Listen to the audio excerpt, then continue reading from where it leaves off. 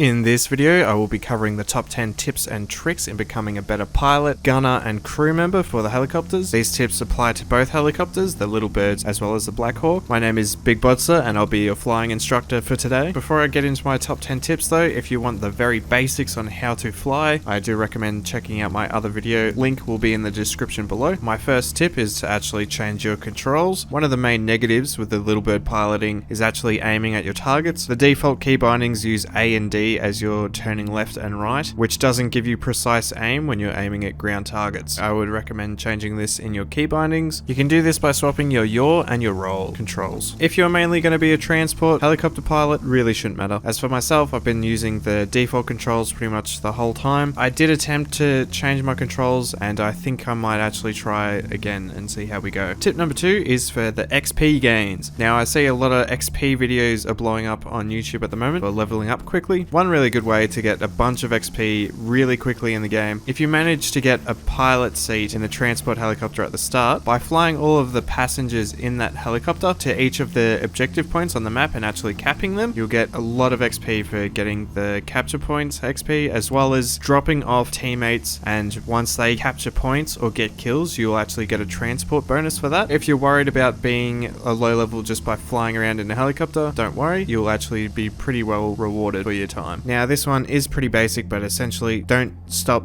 moving. When you sit still, you become an easy target, easy pickings, either snipers or RPG enthusiasts, or even an AP round from a tank. When it's dropping off teammates, going for gunning runs, always try and keep moving. If you're sitting still, you're a sitting duck. I'll try spinning, that's a good trick.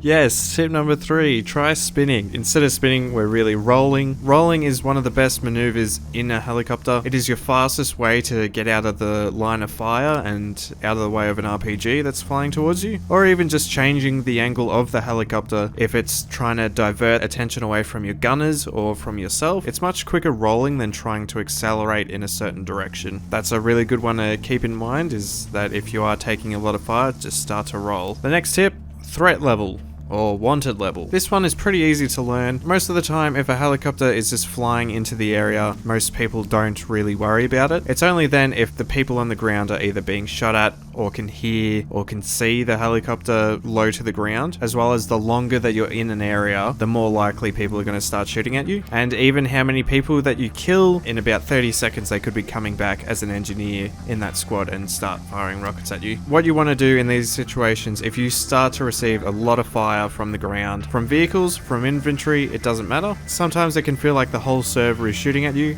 The best thing to do is just fly away. That's why I called it a wanted level, because the more people that you start killing and the more annoyance that you are, the more wanted stars you're actually going to get, and the more people are going to be focusing to bring you down. And think of it as flying back to base and going for a repair. That's essentially reducing your wanted level or your threat level, and people will stop shooting at you because you've left their space. Our next tip really relates to the previous, is taking damage and when to go to base. I'll talk about the Little Bird first. If you are in the Little Bird, it is very weak, and pretty much if you get sustained fire for even a short period of time, or an APC starts shooting at you, pretty much any sort of vehicle that engages with the Little Bird, you're most likely to lose that. You can go into the 1v1 or whatever the situation is and trying to eliminate your opponent. Just expect to be damaged very quickly. And after most engages with the Little Bird, I do recommend going back to your base, just because of how little health these helicopters have. Now on the other hand, with the Black Hawks, they're actually pretty tanky. They can survive a tank shot and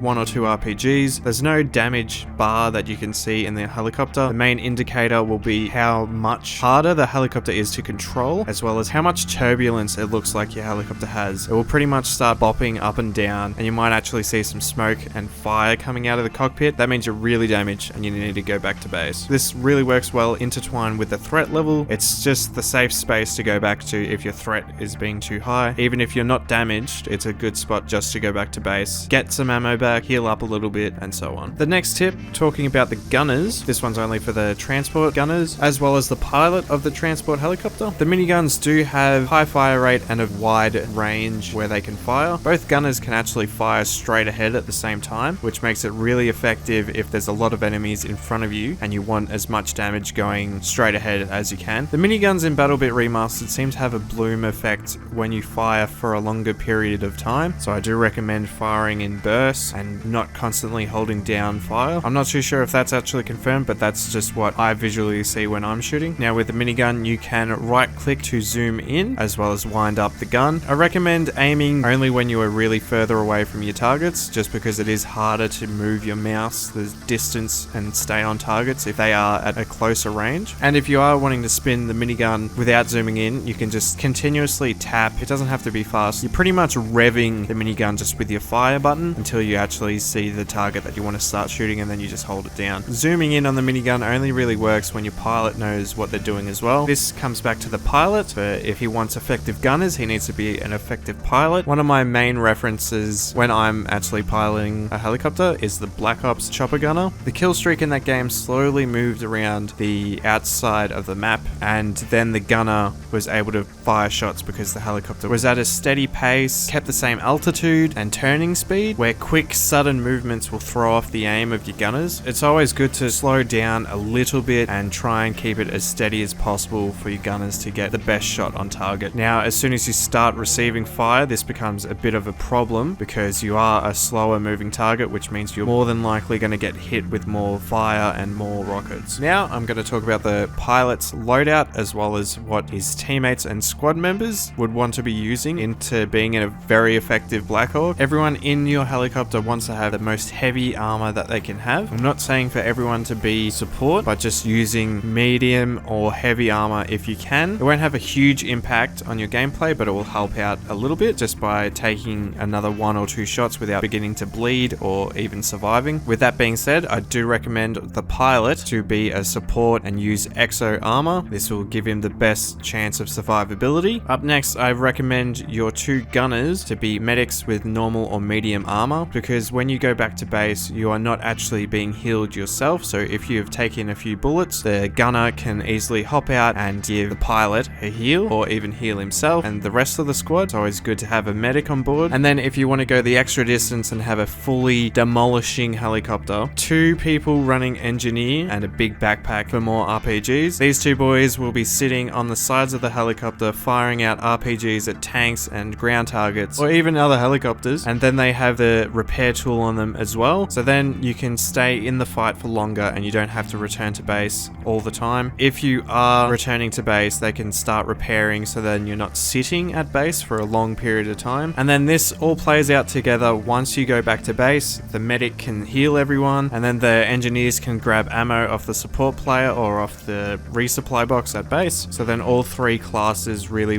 work together well. I guess if you're a recon, you could sit in the middle seat or one of the seats which you can gun and try and snipe people, but that's going to be very hard. So overall, 1 support, 2 medics and 2 engineers, and you should be an absolute machine. Up next we have rope control. Rope control I don't think will be picked up or explained by many, and this comes back into the threat and wanted level. By having your rope down, swinging willy-nilly out in the open, letting everyone see a massive rope hanging, you're going to gain a lot of attention. If you aren't in the process of picking up or deploying your teammates, the rope should be put away. It's no time to have your rope out. A good way to check if any people are on the rope is by hitting C. This will look at the underbelly camera and show you the people that are declining or coming up the rope. It's always good just to check with C and check the camera. But yes, like I said, the main reason for this is because it will drag across the ground, and then a lot of people will see it, and then so they will be looking at the ground, see your rope, and then go, oi, where does that go? And look up helicopter, and then they start shooting at you. Just one thing to keep in mind, and probably one of the most important ones being an effective pilot is communication. If you really want to be a good pilot, you do have to communicate with your squad, everyone on board, making sure you're communicating ropes go, go now, as well as I'm pulling the rope in, don't try and hop out.